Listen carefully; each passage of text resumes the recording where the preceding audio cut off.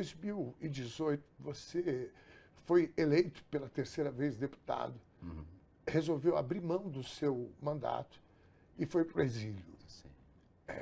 Hoje, depois do que foi revelado, plano para matar o presidente da República, para matar o vice-presidente, o presidente na época do Tribunal Superior Eleitoral, eu penso que você acertou, e acertou bastante, de ter ido para o exílio e de ter aceitado a recomendação de órgãos de direitos humanos internacionais que pediam para você sair. Você pensa nisso? Eu penso, Dom. Você sabe que no último livro, no penúltimo livro que eu escrevi, com Márcia Tiburi, chama O que não se pode dizer. O que não se pode dizer é uma frase de Theodor Adorno, o filósofo Theodor Adorno, que teorizou, né, sobre a histeria de massa e o nazismo. Ele diz que filosofar é dizer o que não se pode dizer. E nesse livro eu falo um pouco dessa síndrome de Cassandra, a personagem grega, a quem foi dado o poder de prever o futuro, mas de não convencer ninguém. Então eu sofro dessa síndrome de Cassandra. Era evidente que, para mim, era muito evidente o que estava acontecendo no Brasil, até porque eu estava sobre as placas tectônicas que estavam se mexendo, né? Eu não tinha, minha atuação política não me permitia ter a distância que a grande maioria dos políticos, sobretudo os homens políticos, tem da política. Por isso eles fazem análises distanciadas, em terceira pessoa, e podem inclusive separar a vida política pública deles da vida privada. O que não acontece conosco, com nós, os gays, as mulheres, os pretos, porque a nossa luta ela está implicada. A nossa atuação política está implicada na nossa luta e na nossa vida. Então, eu não queria estar certo, mas eu estava certo. Eu estava certo. Em 2014, quando tem um documentário que está na Globoplay, dirigido por Caio Cavaquinho e Carlos Juliano, chamado Entre os Homens de Bem.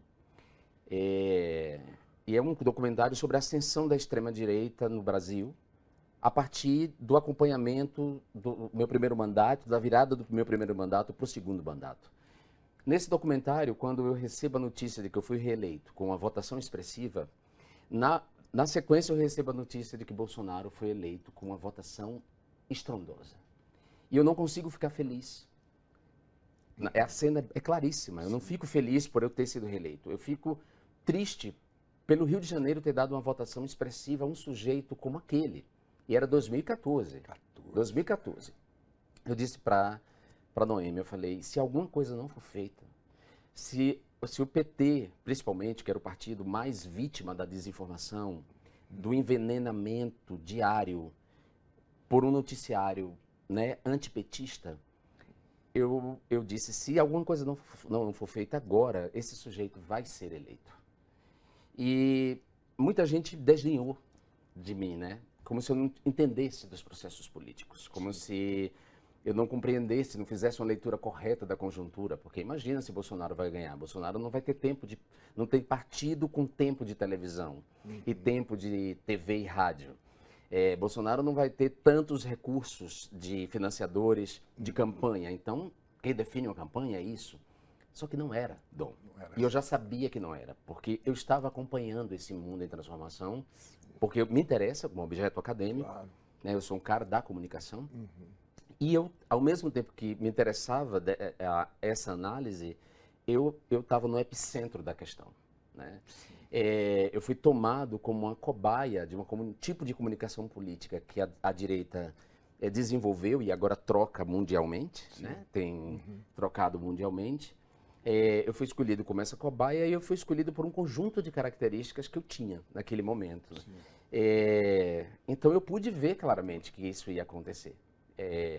Portanto, a saída para o exílio teve a ver com uma vontade de preservar a minha vida, em primeiro lugar, porque exílio não é uma... Quando alguém fala assim, você se autoexilou, eu digo, eu não me autoexilei. Não existe autoexílio. Não existe autoexílio. O exílio é uma imposição.